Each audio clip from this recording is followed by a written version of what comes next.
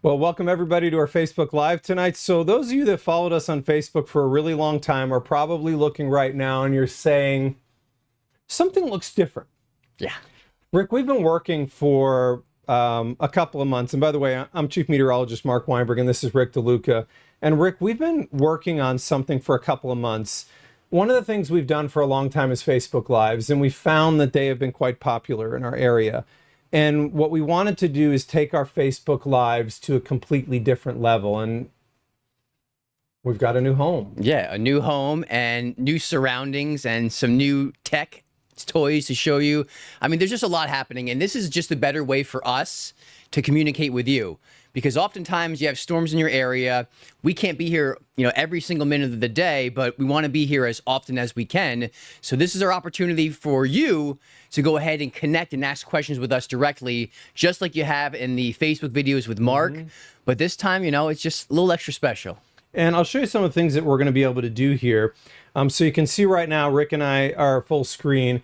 I'm going to also show you some of the ability that we have where when you start to ask questions, we will be able to show this to you. So you can see on the side, you're going to be able to see your questions live as you ask them, which will give us the ability to bring this to you live, the Q&A, which we have found to be a really big portion of what we have done in these Facebook Lives. So this is an entirely different studio. We've got an entirely different production crew that helps us. And what they have done, Richard's helped us a lot, Richard Rutledge, Sean Steer, and Kevin, our production manager, have worked a really long time to try to get kind of the vision of what we had to do Facebook Lives into something that was a little bit more. Right. And I think it's important to say, it's like, we're trying to meet people where they are. Exactly. It's tough. People have busy lives. They're running around. They're picking kids up from practice. They're trying to get to work on time. So for us, we're trying to get to you where you are. If it's on Facebook, if it's on YouTube, you can see we're on YouTube now. So we're just trying to expand different platforms and also find you and give you the weather information you need, because oftentimes there's a lot of weather information, Mark, but it's not always the best. And this is the first time that we've kind of done this. So I'm looking down and seeing the streaming numbers. If you notice, Rick, it even shows you how many people are in on each channel. So this is something that we're experiencing for the first time. So Rick makes some valid points here. You're going to see us doing more Facebook Lives. Second, you're going to see us in a more produced manner doing Facebook Lives. What we didn't want to do is we didn't want to bring down the level of what we do. We wanted to bring up the level of what's occurring in the streaming space. So number one, if you guys don't follow me on Facebook, make sure you do so you get an alert. I'm Marc Weinberg, Marc with a C. Make sure you follow Rick DeLuca on Facebook. You can follow us on all the other social media platforms. And from here, let's get into this discussion. So Rick, this is an obvious one. Yeah. We've needed some rain. And today, we're all thirsty. Maybe it helped a little bit. Yeah. I got missed a lot, but I got 1,200. So I think it was 1,500s today. Okay. Better than One nothing. of the things I said to Rick, is 1,500s is better than zero. Right. So Rick, this is one of the obvious we have here. Is we have ongoing drought in our area. And so we're in what we refer to as a transitory phase. Rick, transitory is kind of means you're not in drought, but you're moving in that direction. It means you're on the cusp. If you don't see any rain, you will absolutely be in drought. And what's important to note is that Louisville itself still has a surplus for the year of 5.39 inches of rain. So you're probably just scratching your head thinking, well, how on earth now, Mark, are we in abnormally dry conditions with drought across our far southern and eastern counties? I mean, just a quick transition from... It happened fast.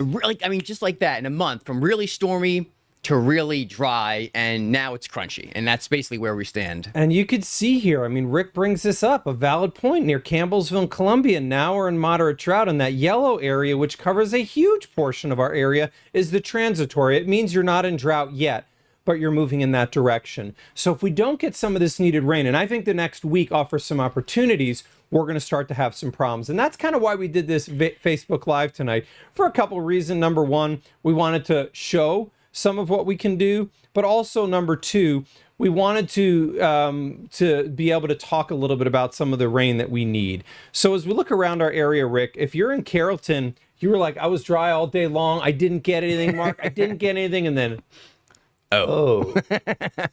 And then you went up to 0.86. And you can see, Rick, if you're in Huntingburg, you're like, dude, what are you talking about? It hasn't rained. But if you're in E-Town, you're like, what are you talking about in Huntingburg? Of course it's rain. I've seen 0.23 inches of rain in the E-Town area. And if you're in Munfordville, you haven't seen very much. Now in Metro Louisville, Rick, some of these numbers look pretty good. You could see we got Shively caught some rain, and you and I were talking about the airport because it's the official number. 0.04 of an inch. Zero. There were two cells. One went right north and one went south. So it kind of just really split the difference around the airport. Southern Jefferson County, however, you got crushed. This went all the way from Okolona into Fairdale, all the way back through PRP Valley Station. There was very heavy rain. We even had a report of some small hail in Fairdale. While we didn't have any severe thunderstorm warnings today, we did have heavy rain. We did have some vivid lightning. So thankfully, nothing was severe. But Mark, that's something we have to talk about later on this week, too. Just kind of a little precursor to what else is coming, that we may have the potential for some stronger storms. And that'll be something we'll be likely doing a video on later in the week. Is the fact is that we do think some strong storms could occur Friday night. Now, there's still a lot that can happen between now and then, but the wind energy is notably stronger. And really, for the summertime, it's the first time we've actually seen any wind energy. So it definitely does get your attention. As we look around our area right now, we've got rain and thunderstorms in Carrollton. You're like, yeah. That 0.86, I'm not done yet. We've got that continuing in the Bedford area. Rick, as we move towards Metro Louisville, not as much as what we saw earlier. But again, the airport got a little bit. If you're in Fairdale, you hit the jackpot in Metro. Yeah, it just really depends on where you were. Location, location, location. We say that all the time in summer. Now, I know it's unofficially now the end of summer, but officially we still have about 19 days or so to go before summer officially comes to an end. And we say summertime type pop-up storms because typically we have high levels of humidity. Remember, like a couple months ago, we had dew points in the upper 70s, lower 80s. It felt like a jungle out there. Dew points have not been as high. Upper 50s and low 60s, the best we've been able to manage, which is why the rain you're seeing didn't cause any serious flooding issues, which is a good news. There were a couple issues up around northern Madison and then again down in Grayson County, I believe. But it was nothing major, no flash flood warnings or anything that was life-threatening or property-threatening. But we saw some beneficial rain in parts of the area favoring the Kentucky side of the river. Oh, so much so. Indiana probably feels ripped off right now. And it may actually flip the script a little bit as we go towards Wednesday night because you're going to be closer to the upper level low. Yeah. Being closer to the upper level low means you're closer to the lift that comes from that upper level low. Conversely, as you go further south, the moisture is just going to be a little bit deeper, which is something that's important in terms of getting rain out of this. So as we look around our area, we're pretty quiet right now. Rick, I think this graphic tells a lot of the story because part of what happened here is we saw moisture surge today. And the areas that had those dew points in the 60s saw the rain, which then brings up the obvious question, Rick. If you saw higher rainfall amount, you saw higher dew points. As we move towards the next storm, who's going to have the best dew point? And then the second obvious from that, can that generate more rain? Right. And Mark is always a teacher, first and foremost. Why is the question he always likes to answer. And dew points do exactly that. It's an absolute measure of how much moisture we have. And you can see it's to our south. And it does look like dew points, they'll come down a little bit Thursday and then try to surge back up. So the actual comfort level will vary a little bit, but we're not talking about anything extremely unbearable, suffocating, where you step outside and just start melting instantly. But yes, tomorrow you're going to feel it. It's going to be a little bit humid. I wouldn't call it crazy humid, uncomfortable, but if you notice it, just slightly humid. And I think that's important, though, if we're kind of going back to the why. Well, we've got another storm system coming out of Canada. Now, you should be thinking, Mark, you taught me that if a storm's coming out of Canada, it doesn't have access to high moisture. And look, that is a factual statement. However, if the moisture is in place prior to the storm arriving, then it doesn't need to bring the moisture. And as we've seen today, we've had pretty good dew points around the area, which we then go to the future dew points. So as you notice when you're looking at this, I want you to always be looking at the top right part of your screen. And let me go back real quickly before we move into that. But on the top right part of your screen, I want you to notice you're going to see the time here. So the time's always written on the top part of the screen. That's important. That gives you a reference point. So you're like, well, what, when? So as we look at these dew points, Rick, we're now in the Wednesday time frame. Right. We're mid-afternoon. We've got dew points that are north of 65. If the front was coming through during peak heating, I would throw a really high probability. For sure. Peak heating front, lift, boom. I mean, those are the ingredients. However, it's coming through overnight, which makes a little bit more complicated because we're not going to have that fuel. But what you're going to see here is this front's going to be likely coming through very early in the day on Thursday. And you see there is a very notable pooling of moisture prior to that front arriving. And you can see as you look here, I mean, we're talking about dew points that are in the 65-degree range. It's not a 75 dew point, but it is a dew point that is easily high enough to support rain and thunderstorms. And Rick, as we start now to look at some of the data here, one thing I want to remind you is that when we look at data here, there are several different computer models that we're going to look at. This one is referred to as the NAM computer model. So the NAM, science-wise, means North American Mesoscale.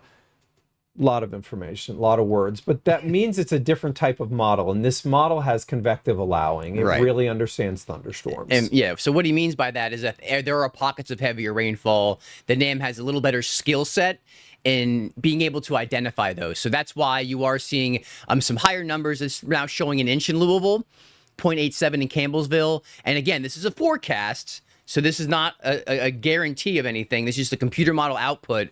But in Madison, around 4.2. And then Hardinsburg closer to a half inch, which does show you there's still that varying range of how much rain can fall across the area. So I know some are saying, okay, I hope I can get in that high end of the range. And we all hope that. And we all, but it's just not the scenario. It's data. So, and this, for what it's worth, only takes us through part of this. So what we have here is, if you look at the time, this is through late Thursday. Now I'm going to advance this a little bit further, and we're going to add now Friday into the mix. And now the NAM is showing a widespread 1 to 2 inches of rain.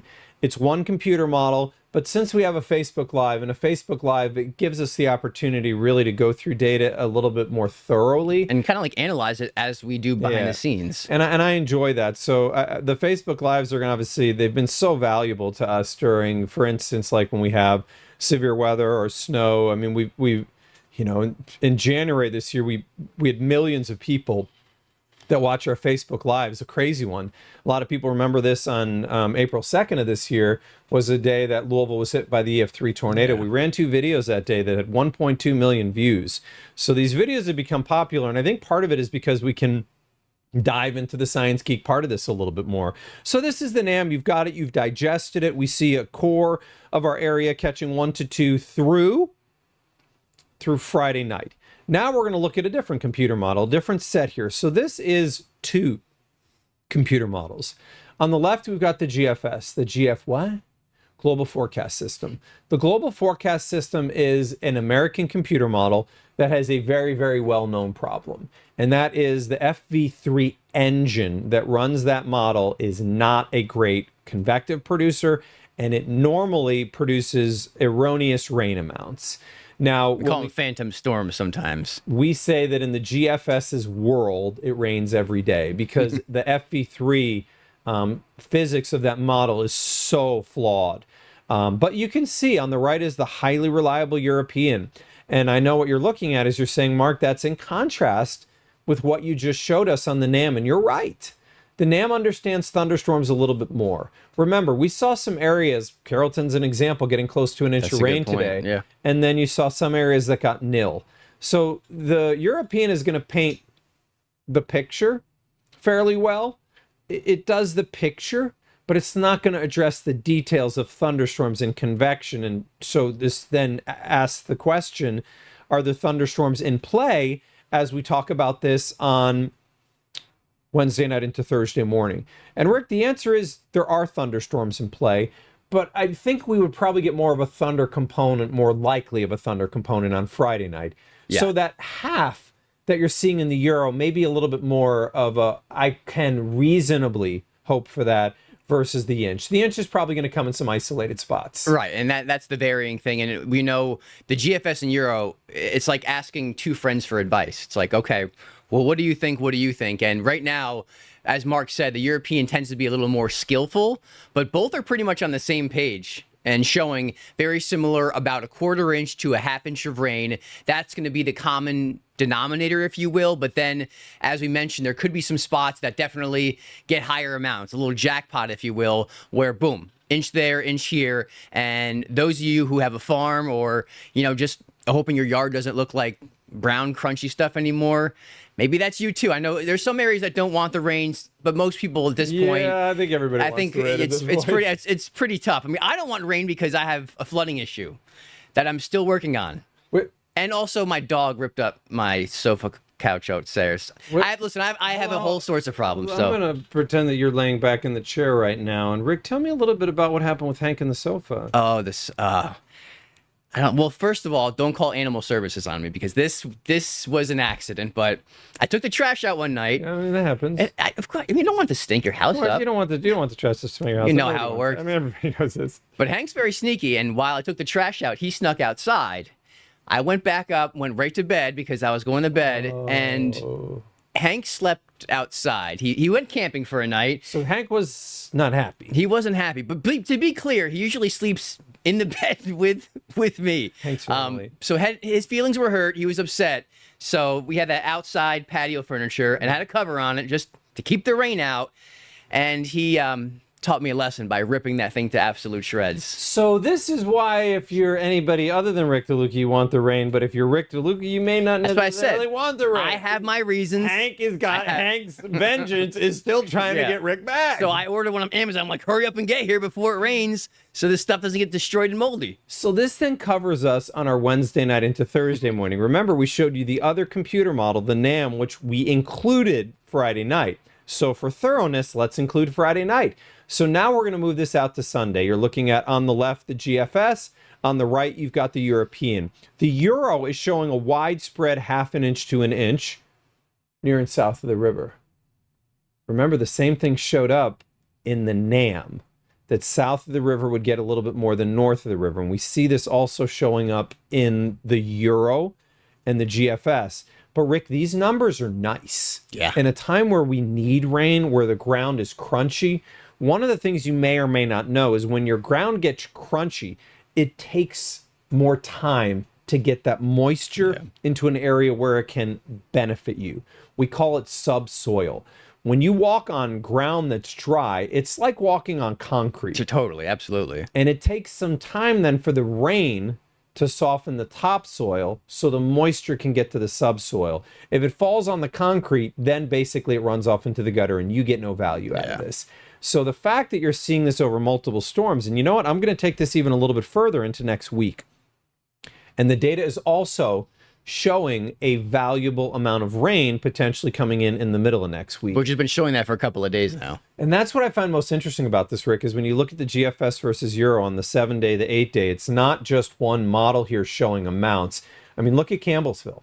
Those numbers are stout. 2+, and then consistently showing that same area getting hit with rain. And that's the area, as we showed you at the top of the video, that needs the rain the most, because those are the ones that have some moderate drought and abnormally dry all the way up through Louisville. But at this point, we will take some rainfall because typically we like to get about an inch of rain per week to keep things kind of steady. And since we've had such a lack of rain and we're so parched coming off the month of August, it looks like September holds a lot more hope in the rainfall department, Mark. And I think that's really the moral of this video here, is that we're looking at a very, very positive theme here. We're not just looking at one computer model. So when we start to walk through the concept of what we just talked about, we started off with the question of, are we going to get any beneficial rain in the next 7 days? Right. Which took us into the obvious why. If we do, why would we? Well, we would because the dew points were higher today. We know that tonight through tomorrow, the dew points will continue to rise. We know that the system then Wednesday into Thursday has moisture to work with, which means when that front is not that strong that comes through on Wednesday night into Thursday, it leaves those dew points for Friday. So then Friday afternoon and overnight, really more likely, we see more rain, which has high dew points. Now that front is going to be quite stout. That will push the moisture out, give us cooler for a couple of days before that moisture comes back next week. So we've been able to follow the ball. That does give us some evidence to believe that we've got a pattern that's wetter than it was, and that is going to give us some hope in terms of some rainfall. And I know I want to answer this one because before anybody asks the question, I know somebody's going to say, Mark, which I'm going to read their minds. Ooh, I need some music. You're going to a football game on Friday night. I'm guessing it's going to be around 7 p.m. and you're wondering if it's going to rain. we both know I was completely right. For U of L fans, for UK fans, that was 3:30. So for the U of L fans, number one, I'll tell you guys as I always have, I helped the University of Louisville, and I've helped them for over a decade. We helped the Lulu City, we helped the Bats, we help some local high schools, we help the State Fair, we help almost anybody that asks, to be completely honest on that. But so for U of L, I will reach out, and what we're going to have to discuss is there is potential for disruption, depending on the timeline, obviously. But the thunderstorms, the data has somewhere in the 7 to midnight time frame, and we can't throw a dart yet because we still have to get past Wednesday night into Thursday morning. And you talk about disruptions, Mark. So what do you? I know you've done this before, but can you explain the rules that you follow for some of that? So I've worked under NCAA protocol for many, many years. Obviously, I was out at the U of L baseball game, and we had to put some delays on. And I know sometimes it doesn't make people happy. I will tell you that my job is solely safety. And when I operate with the University of Louisville, I have to follow NCAA protocol. And I've done a number of NCAA level events. I've done the track and field national championships one year. Done a lot of different events. And NASCAR too, right? I did NASCAR, yeah, when we were still racing at the Speedway. But we have to follow protocols. So for baseball, the NCAA actually had enacted some cool rules. The rule generally for lightning is 8 miles. If you get lightning within 8 miles, that is a no-go. And that then triggers automatically a lightning delay. So what would happen is if I'm on site, I then go out, either get the field coordinator, stadium coordinator, or I get the official's attention, and then at that point we go into a mandatory delay. The delay then would be 30 minutes after the initial lightning strike. You're like, well, what happens if you get another lightning strike within 8 minutes? You reset the counter, and then you do this over and over again. NCAA protocol, interestingly enough, they allowed for on-site meteorologists during the super regionals for baseball that if there was an on-site meteorologist and the meteorologist deemed that the threat had left the 8 mile radius, that I could then start the activity in the game a little bit more quickly, which I was able to do during the NCAA Super Regionals. So these may be things you care or don't care about. But so we help the University of Louisville. Generally, we'll be on site if we're not on air. So either I would be here, you may see me sometimes walking around the sidelines. I'm not just there walking around the sidelines. I'm normally there advising or helping or just kind of talking, with everybody. But there is potential for disruption depending on when that lightning approaches. So it is possible. It's something that we will watch. And if there was lightning, the University of Louisville LNN is what we call a grounded stadium, unlike baseball. So the baseball stadium for Louisville is not a grounded stadium. Yeah, Jim Patterson's not. So Jim Patterson being non-grounded means they have to send you to your car. LNN being a grounded stadium means that they can move you off the seats into the under area where you get under the stadium overhang, and then we bring you back in once again I deem that the protocol has ended. So, you may be curious, that may be too much information for you, but for some of our fans out there, I know that some people would be curious about this. So number one, guys, this is our first Facebook Live, our first YouTube Live. We're kind of doing what we call multi-streaming. You may be watching on Rick DeLuca's Facebook page. You may be watching on my Facebook page. You may be watching on our YouTube channel right now. We are probably going to be expanding into some other spaces. We're not 100% sure exactly. But what I do want you to know is that it will never stop us from going to the majors where we always have gone. And my Facebook page, you guys have followed me for a really long time. And so I'll always be doing those lives here. But we may at some point add TikTok lives in. We may add some X lives in. We're just still kind of feeling the water. We wanted to bring you what is a new thing. This is not going to be the way that we do Facebook lives today. This is the future of Facebook lives, YouTube lives, and what we call our streaming platforms. When there's thunderstorms, whether they're severe or not severe, you'll find us.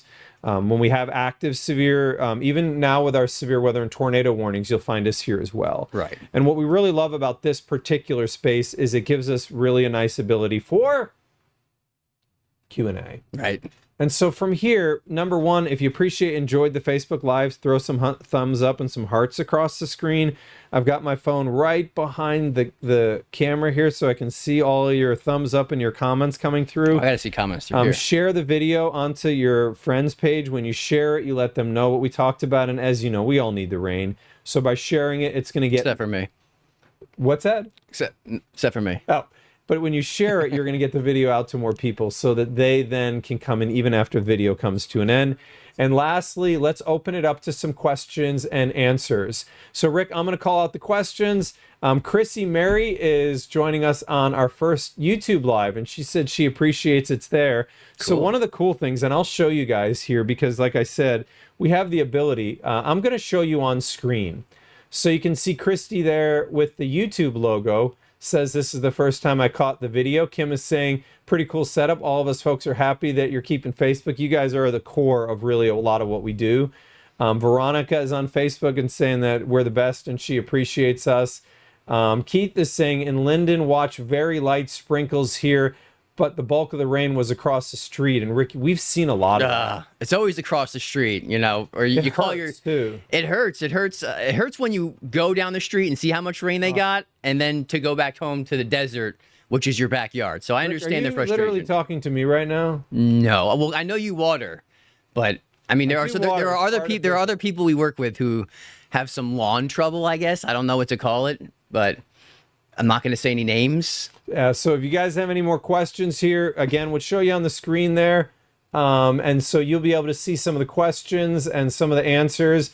So do we get the old news desk, or is this a new question? And that's coming from Rose. So Rose, this is actually a new set, and I'll show you a little bit. Hey, Sean, you in there? Sean, can you take me just a little wider on this two shot? So Sean is one of our production guys in the back. So if we can zoom this a little bit, what I'm going to do is kind of show you what we have. So this is an entirely different studio. Where we do our main news is what we call Studio A. Which is the construction zone right now. It is. Yeah. So you're not going to see Studio A for a little while. Studio B is where you see us doing the news right now, and you see some of our reporters and our sports done there. And this is Studio C. And so you can see, we've kind of zoomed out a little bit. I always, if you guys watch my Facebook Lives, always have a little bit of water here. Sean is able to make sure that the water's in an area that you don't see it. But you can see this is an entirely new studio here that we have. So our streaming studio is devoted simply to streaming. The cool thing about our Studio C and the streaming studio, we can come in here in about 3-4 minutes, be live. Now, you're like, Mark, you're on TV, you're covering thunderstorms, but you can't take over the newscast because they're regular thunderstorms. Rick, you can now walk into Studio C. Correct. You can start up a video, even if we're a newscast, and you can cover these thunderstorms. So understand, Rick's a great follow right now because sometimes I'm going to be on during the news and vice versa.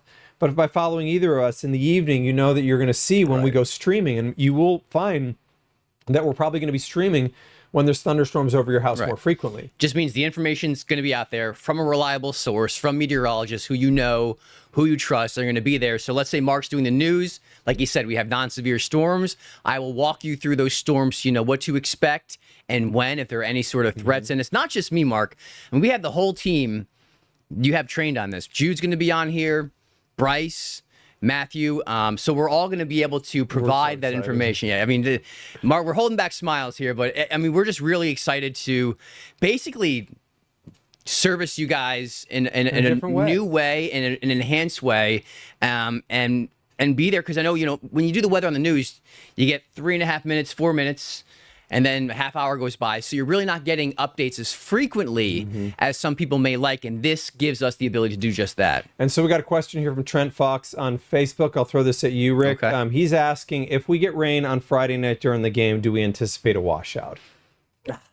I wouldn't say a washout, a disruption. That's what I would say. Perhaps, but not a washout because, again, these fronts, while they give the lift that we need to support some rainfall, it's not going to be a constant hour by hour by hour by rain. But, you know, maybe a quick 45 minutes, and Mark will be there keeping an eye on the lightning. Yeah, so if the just so you know, again, rain would not affect whether I step in and affect the game. The only time that I get involved is if there's lightning. Right. Generally, if it's exceptionally heavy rain, that would be the referee's call, and that also goes for baseball. So if I'm at a baseball game, if we get exceptionally heavy rain, the ump would then make the decision on the call. I strictly deal with lightning advising. So, you know, for super regionals, I'll give advice prior to game. If we need me to advise the referees for a game, for football, I would advise pregame, advise coaches if necessary, and then during game. If it's an extended disruption, we would then speak to the coaches. I would give my advice if I need then to hold, let's say, the game a little bit longer. And let's use an example. I've got a thunderstorm that produced lightning. I'm worried in 30 minutes there'll be another one. Sometimes we can then go through that concept and discuss whether we should just go ahead and delay an extra 30 minutes so that we can assure the athletes can warm back up and then play out there safely. So I saw a couple of comments flashing by. There was one. I can go back up, Rick. Oh, I missed. There was a question about hail. A couple more up. Let me move up. Tell me when. Okay, so there was Paula. Paula asked, did it hail anywhere in Louisville tonight? We did see some tinier hail in Fairdale. Yep. That hail core did not last very long. That was inside the strongest storm. Wasn't severe, but a strong storm moving through South Louisville. Did have some tiny hail, but it didn't really last the trip off to the east. So yes, that's your answer, and it was only you. And so Kelly asked, are severe storms easier to track in the fall than they are in the spring? Severe weather is a complicated thing no matter how you look at it. I think that we have found that there are a lot of things that we do that you learn on job. When it comes to severe weather and severe weather analysis, it's not necessarily something that you learn on job. It's something that your education taught you. And so I will tell you that severe weather tracking anytime is complicated. We do this. We go through severe weather as a group so frequently that I think that we just simply prepare ourselves for everything to expect. We know each other's thoughts a lot of times before the other one even says it. Rick and I have worked together a lot of years, and Rick will know even if I'm thinking I want to zoom somewhere, Rick's already in his mind zoomed there. And Rick may be behind the scenes already looking at that storm because you know where I'm going. Right. So I would say tracking severe weather in any time of the year is complicated. I wouldn't say spring or fall is less or more complicated. What I would say is spring storm season here is the king. Yeah. And spring storm season is when we get our worst. Of course, you may go back then to 2021 December and say, yes, but the Mayfield tornado, correct. That did happen. That's just not the normal time of the year. Right. I mean, I think people kind of associate springtime with more supercells, and then in the fall, it's more QLCSs, quasi-linear convective systems, and those ones are the lines, which oftentimes can get little kinks in there, and in those kinks, we watch out for little spin-ups. They're a lot briefer and perhaps short-lived, but they can still do damage. So that's kind of the setup that's a little different between the two seasons. So, all right, guys, remember, if you don't follow me on Facebook, please do. You'll get alerts when we go live. If you don't follow Rick, please do. You'll get alerts when we go live. This is our first live streaming onto YouTube, onto the Facebook groups in our new studio. It's something that we are excited about. It's something you'll see more often. Tonight's concept and topic was a little easier. Hopefully you don't have to see us a lot during severe weather, but we do have to watch Friday night for thunderstorms. So that's a night, if you're asking, is there any severe potential? I think we both agree that Friday night is the day that would have that potential. For sure. So if you guys have enjoyed these, please throw some thumbs up and some hearts across the screen. I'll be on TV on WDRB News at 10 o'clock. I go 10 top of the hour, 10:22, 10:37.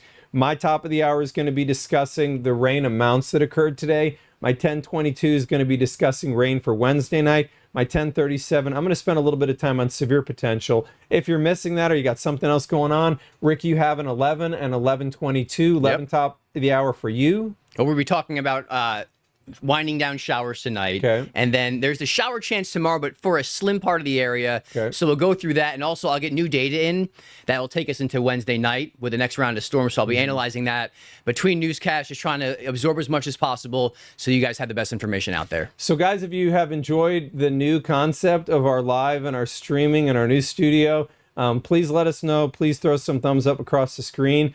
This is it for tonight's live video. We will see you guys, for me, on WDRB News at 10, for Rick on WDRB News at 11. And look for us here. Remember, when you subscribe to our pages, whether it's YouTube or Facebook, you will get alerts when we go live. Thanks for enjoying the first one. And